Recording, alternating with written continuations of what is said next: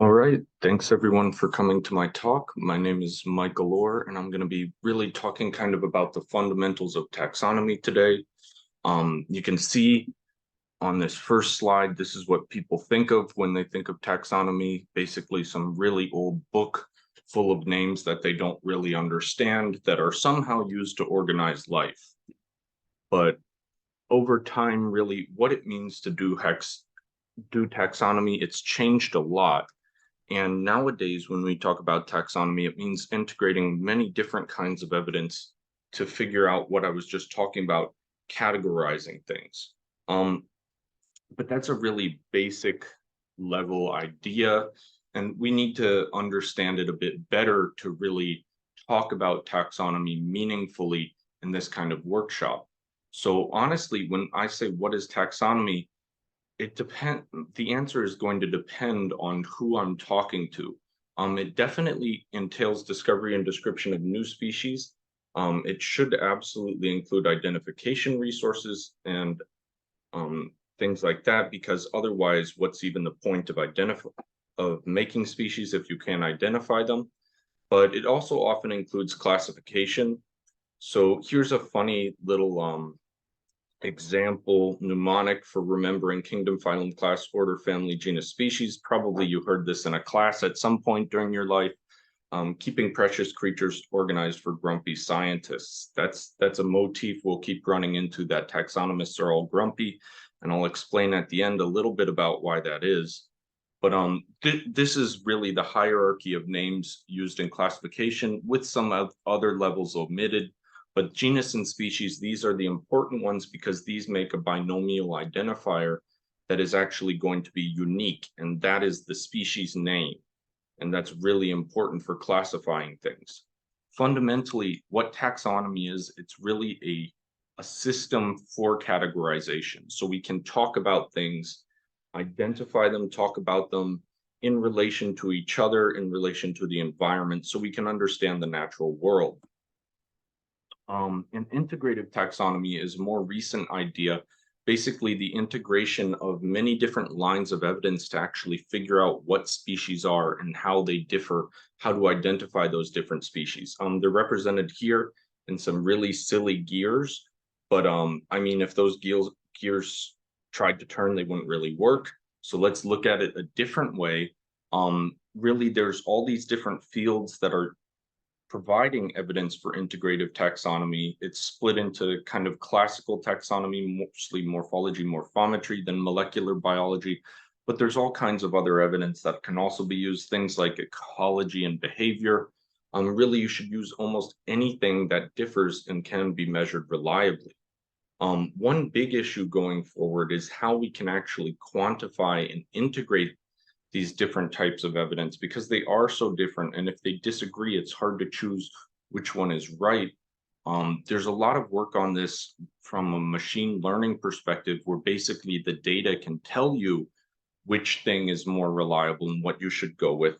But that's still really an ongoing process and a pretty big challenge, because that's the whole integration part of integration taxonomy. And we need to do it right to actually call it that in the first place. So we understand a little bit better, hopefully, what taxonomy is, what the goals of it are, categorization. Why is it necessary? Well, we're going back to categorization. If you're supposed to furnish a room, you want to be able to talk about the different types of furniture, different shapes and sizes, things that would fit well in that room. But in many cases, for taxonomy at least, it's more complex when you're dealing with living organisms, because these aren't things we've designed. They're not things we've constrained to a certain type to fit a certain purpose. Of course, in many cases, this is the truth, but there are all these weird little human inventions that would blur the lines. In most cases, taxonomy of chairs and things is not going to be this complex. It's going to be simpler than you see for living organisms. Now, in science, these are really important units of analysis. So this is a phylogenetic tree, basically evolutionary relationships going back in time. It's from a recent paper I did with Michael Brandstetter, who you'll hear from later on. And you can see you may not be able to read it, but each of these terminals has a species name. So we need these species names to actually make sense of these relationships among species. You could just number them 1, 2, 3, 4, 5, etc. But then you're losing linkages to all kinds of data that are out there in the published literature, that are available online in the form of images or sequences from other specimens. It's so much easier to actually have a species name to be able to link to these other concepts. And really, ultimately, it's necessary for sound science and to build upon the centuries of scientific research that have already been done using these species names. But it's not just within science and in life.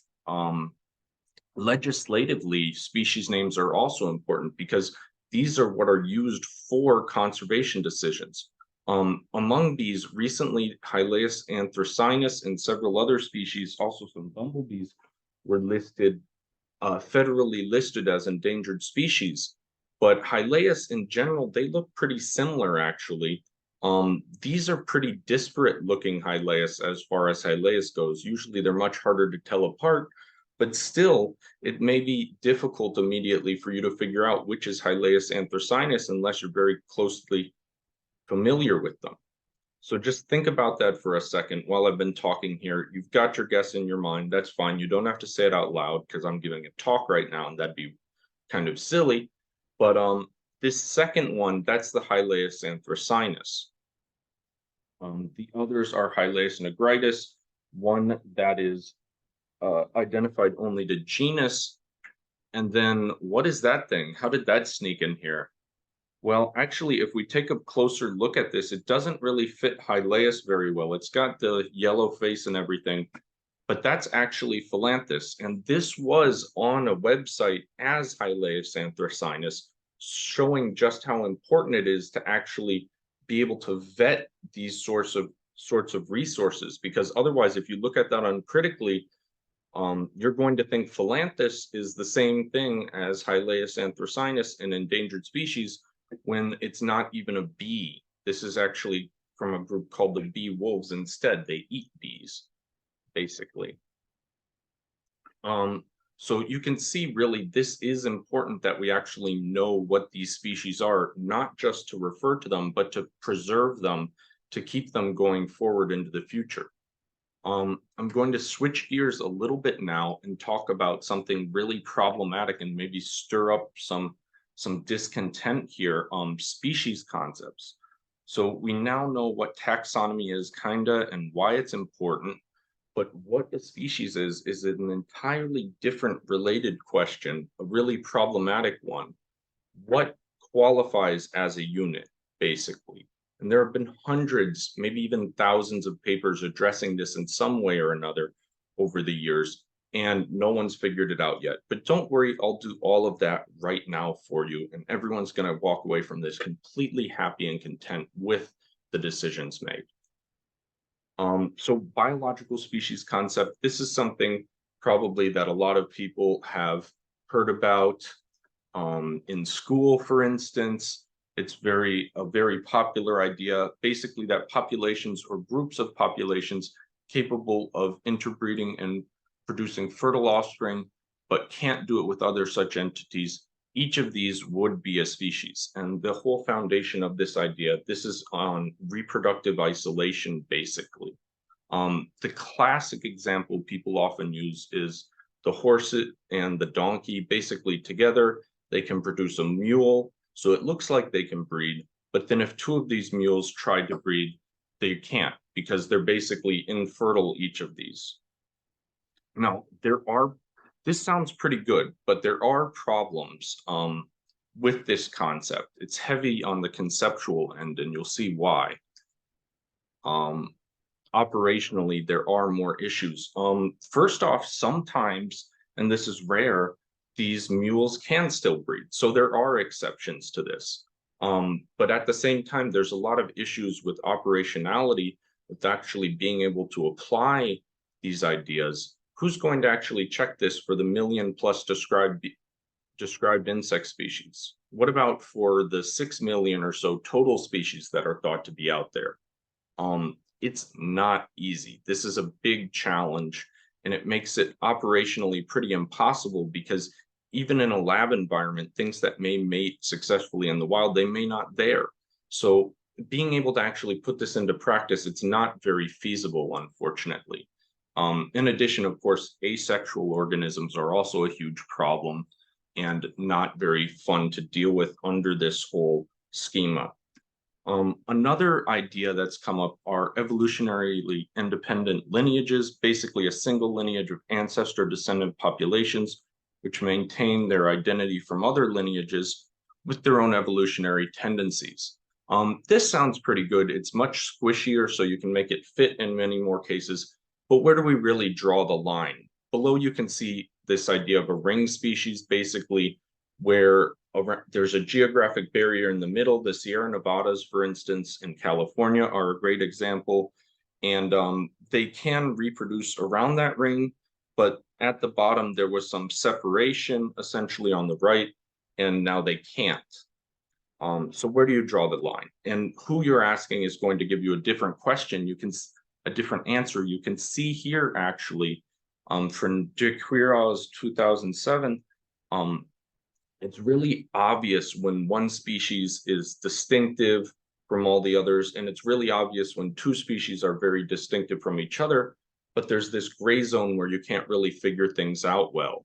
And different species concepts here, SC 1 through 9, they're going to give you different answers. So there's no real easy universal fix for a species concept, and that's a big problem going forward. Conveniently, though, for taxonomists, we've actually kind of figured things out all right. Conceptually, what the word means, that's different from how you separate species, which is operationality. Taxonomists, we've been doing this for centuries with pretty decent success. It's an iterative process, and we're fixing things as we go, but that's what science is, really. All science, there are some mistakes that have to be corrected. For us, really, conceptual bases should be secondary to operationality because otherwise we wouldn't have been able to describe any of these species over the last several centuries. So ultimately, taxonomists are the only ones who know what species are. That's pretty funny to me. And this is the only happy, successful taxonomist in the world. Having heard this, I actually used Dolly for this. I've always wanted to do that for a talk, so I thought, why not here? Not all taxonomists are so happy, though, as this one. We're going to end here on a really uplifting note. This is another Dolly reconstruction. You can see the cute little sad face that I really like. It's a very sad scientist with a microscope, but no money or job. And that sums up the situation for a lot of taxonomists at the moment pretty well, unfortunately. There's still taxonomy ongoing, thankfully, otherwise we might be in a lot of trouble. But a lot of this is done by people who are either near retirement or people who are still early in their careers, who are students, for instance. Once you're kind of in the early assistant professor sort of track, it gets much harder to do this in academia because you're trying to get tenure, you're trying to get these high impact publications, you're doing a lot more teaching and mentoring of students typically. These kinds of things, it's very hard to get a job based on taxonomic research. And at the same time, there's a lot, just because of the desire for monitoring things like that, there's more and more specimens being collected. So there's fewer and fewer taxonomists to identify things, but more specimens. And that's really one of the kind of the crux of some of the issues that we want to talk about today. How can we actually deal with this problem? How can we go ahead and make this more equitable? How can we make it more feasible that we can actually do monitoring and get taxonomists involved in this process in a good, equitable way where everyone's actually happy? It may be impossible, but I think it's something worth aiming for. So thank you, and I hope you enjoy the rest of the workshop and the rest of the talks that are given.